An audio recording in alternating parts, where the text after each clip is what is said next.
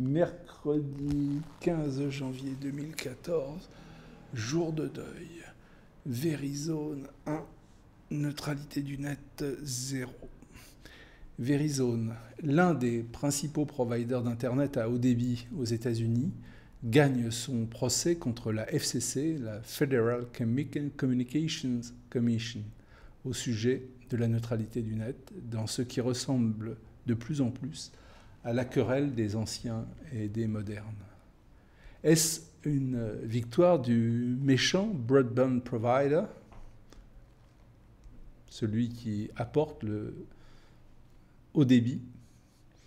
Verizon vient de remporter une victoire qui est potentiellement historique, et cela devant la Cour d'appel de Washington concernant l'aménagement des règles d'égalité de traitement appliquées au transport de l'Internet à haut débit aux États-Unis. La Cour d'appel a récusé la vision de la neutralité du net telle que la conçoit la Commission fédérale de la communication, c'est-à-dire la FCC, c'est l'abréviation que j'utiliserai ensuite. Selon cette juridiction, la FCC outrepasse ses attributions en interdisant toute régulation du trafic aux fournisseurs d'accès à haut débit. La FCC, en effet, demande à ce que les providers d'Internet à haut débit, fibre ou câble, distribuent le trafic de façon égale entre tous leurs clients, selon ce qu'il est d'usage d'appeler la neutralité du réseau, c'est-à-dire la net neutrality. Selon les juges Lawrence Silberman, David Tattel et Judith Rogers, si la FCC dispose bien du pouvoir de réglementer, la doctrine juridique à laquelle la Commission se réfère, dans ce cas, est erronée. Le juge Tattel précise, étant donné que la FCC a retenu un classement des fournisseurs à haut débit dérogatoire au droit commun des transporteurs d'Internet, le Communication Act lui interdit expressément d'agir comme elle le fait à leur endroit, comme s'il s'agissait de transporteurs d'Internet ordinaires. Des réactions tranchées des députés américains se sont fait entendre immédiatement. Le député démocrate Wheeler souligne que si le tribunal a rejeté la réclamation en incompétence de la FCC sur l'Internet haut débit, ce que les Américains appellent large bande, broadband, formulée par Verizon, la Cour a en revanche estimé que la FCC ne pouvait pas imposer aux transporteurs d'Internet à haut débit une conception datant du siècle dernier.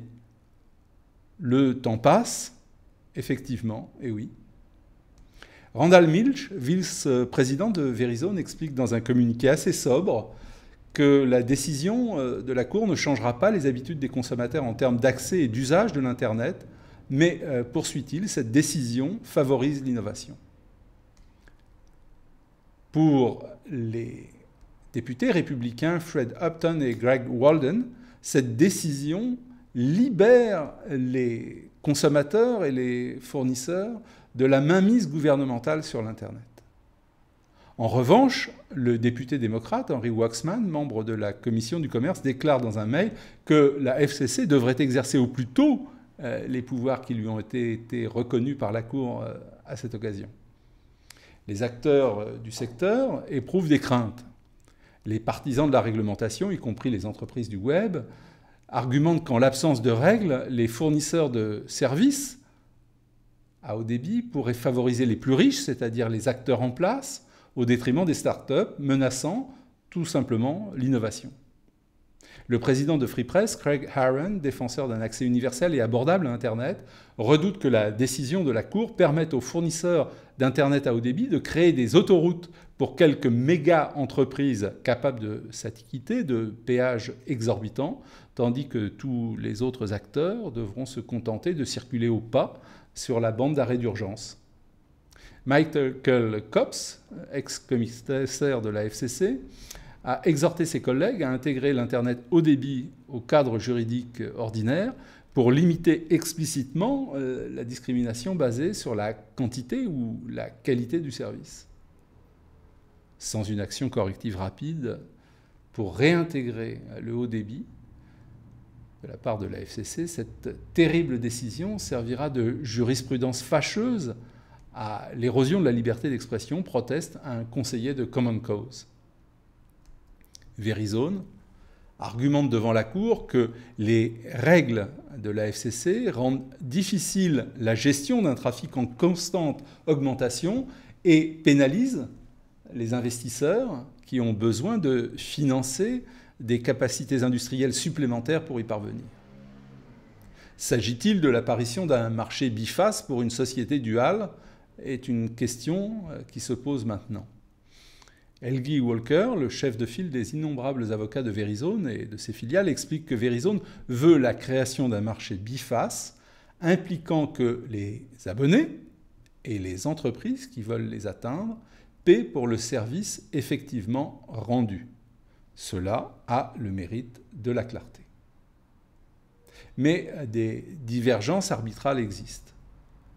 Pesant dans le sens de Verizon, le juge Silberman exprime un avis légèrement différent de celui du juge Tatel, arguant que le pouvoir de la FCC à réglementer les compagnies à haut débit se heurte aux dispositions favorisant la concurrence dans les marchés de télécommunications locales en supprimant les obstacles à l'investissement dans les infrastructures. Silberman estime en outre, faisant entendre une fois encore sa divergence de point de vue, que la FCC se livre à une pure spéculation concernant un préjudice imaginaire qui serait la conséquence d'un manque de réglementation. Ce magistrat s'en tient à une vision, disons, libertarienne, selon laquelle il dit plus redouter l'effet pervers de la réglementation que ses bienfaits, arguant que l'innovation résultant de la libre concurrence fournit le meilleur des correctifs au marché. Silberman ajoute que la régulation de la FCC procure un avantage économique à une corporation politique influente, certes, mais qui, à l'instar des bailleurs, qui sont en fait des rentiers, souhaitent se protéger des aléas du marché. Or, la FCC n'a pas le pouvoir d'accorder une telle faveur à qui que ce soit. L'affaire est complexe, elle a des conséquences mondiales. En raison de l'importance des enjeux et de leur complexité, les plaidoiries de l'affaire jugée par la Cour d'appel américaine du district de Columbia, qui a opposé Verizon à la FCC, se sont prolongées pendant des heures. Je veux croire, néanmoins, que le choc de simplification n'aura pas empêché la ministre Fleur Pellerin de dépêcher sur place notre Digital Champion pour observer à la loupe cette passe d'armes dont les effets vont se faire sentir d'autant plus vite en France que le passage à la fibre à marche forcée a été décidé en haut lieu. Enfin, pour conclure, les épargnants peuvent s'inquiéter de ce que des entreprises comme Netflix ou Amazon devront assumer des charges d'exploitation plus élevées pour préserver le niveau de service qu'elles offrent et ainsi assurer leur compétitivité. Cela ne se fera pas sans avoir des effets sur le paysage capitalistique de ces chouchous du Nasdaq. Neutralité no, t'engage yes, what the fuck.